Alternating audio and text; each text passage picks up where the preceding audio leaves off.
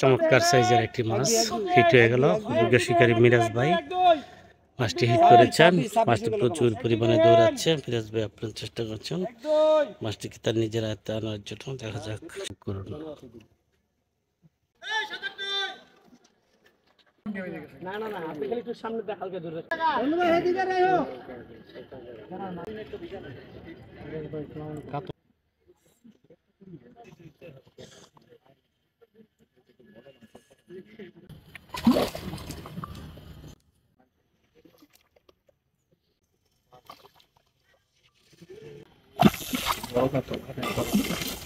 অনেক বড়